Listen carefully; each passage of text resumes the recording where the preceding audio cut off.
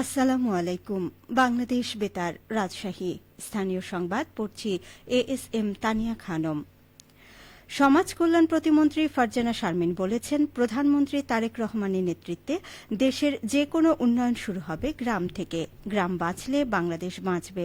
প্রতিমন্ত্রী আজ নাটোরের বাগাতিপাড়ায় ডুমরাই খালের পুনর্খনন কাজের উদ্বোধনী অনুষ্ঠানে প্রধান অতিথির বক্তব্যে একথা বলেন। প্রতিমন্ত্রী বলেন, বিগত 17 বছর ধরে উন্নয়নের গল্প শুনলেও দেশের কোনো উন্নয়ন হয়নি। প্রধানমন্ত্রী তারেক রহমানের নেতৃত্বে টেকসই উন্নয়ন নিশ্চিত করতে তৃণমূল থেকে কাজ শুরু করা হচ্ছে।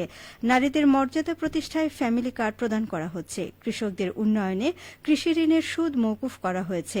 তাদের কৃষি কার্ড প্রদান করা হচ্ছে। খাল খনন করা হচ্ছে। পর্যায়ক্রমে এই সুবিধা দলমত নির্বিশেষে সবাই পাবেন। বাগাতিপাড়া উপজেলা নির্বাহী অফিসার মোহাম্মদ আলাউদ্দিন অনুষ্ঠানে সভাপতিত্ব করেন। প্রতিমন্ত্রী এরপর জামনগর ইউনিয়নে আরও একটি খালের পুনর্খনন কাজের উদ্বোধন করেন। এছাড়া তিনি বাঁশবাড়িয়াতে রাস্তা উন্নয়ন কাজেরও উদ্বোধন করেন। রাজশাহীর পবা উপজেলার নওহাটা পৌর এলাকায় নারীদের অংশগ্রহণে আয়োজিত এক উঠান বৈঠক অনুষ্ঠিত হয়েছে। আজ পবা উপজেলার নওহাটা পৌরসভার ভুগ্রইল ভোলাবাড়ি এলাকায় আয়োজিত উঠান বৈঠকে প্রধান অতিথি ছিলেন রাজশাহী ৩ আসনের সংসদ সদস্য অ্যাডভোকেট শফিকুল হক মিলন। বৈঠকে অংশগ্রহণকারী নারীরা তাদের এলাকার বিভিন্ন সমস্যার কথা তুলে ধরেন। এর আগে নওহাটা পৌরসভার ভুগ্রইল চিশতিয়া মোবারকিয়া খানকা শরীফের নির্মাণ কাজের উদ্বোধন করেন সংসদ সদস্য অ্যাডভোকেট শফিকুল হক মিলন। রাজশাহী নগরবাসীর নিরাপত্তায় ২১০টি সিকিউরিটি ক্যামেরা স্থাপন করা হয়েছে বলে জানিয়েছেন মেট্রোপলিটন পুলিশ। এছাড়াও সিটি কর্পোরেশনের পক্ষ থেকেও গুরুত্বপূর্ণ পয়েন্টে আরও সিকিউরিটি ক্যামেরা স্থাপন করা হবে। পুলিশের তৎপরতা বৃদ্ধির ফলে রাজশাহীর আইনশৃঙ্খলা পরিস্থিতি পূর্বের যে কোনো সময় চাইতে নিয়ন্ত্রণে আছে। এদিকে সড়কে শৃঙ্খলা ফেরাতে ট্রাফিক পুলিশের সংখ্যা বৃদ্ধি করা হয়েছে। সেই সাথে পাড়া মহল্লা সহ গুরুত্বপূর্ণ মোড়গুলোতে পুলিশের টহল বৃদ্ধি করা হয়েছে। তথ্য প্রযুক্তির ব্যবহারে 12টি থানার দক্ষ জনবল দিয়ে পুলিশ দ্রুততম সময়ের মধ্যে সংঘটিত যে কোনো অপরাধের সাথে জড়িত অপরাধীকে শনাক্ত করতে সক্ষম হচ্ছে। রাজশাহী মহানগর পুলিশের মুখপাত্র ও উপপুলিশ কমিশনার গাজীউর রহমান বলেন, তথ্য প্রযুক্তি ব্যবহার নিশ্চিতের মাধ্যমে আরএমপিতে সংঘটিত যে কোনো অপরাধীকে দ্রুত সময়ের মধ্যে শনাক্ত করা সম্ভব হচ্ছে। এক্ষেত্রে সিকিউরিটি ক্যামেরা গুরুত্বপূর্ণ ভূমিকা রাখে। গুরুত্বপূর্ণ মোড় ও এলাকায় সিকিউরিটি ক্যামেরার সংখ্যা আরও বৃদ্ধি করা হবে। নগরবাসীর নিরাপত্তায় পুলিশ বাহিনী সর্বদা তৎপর রয়েছে।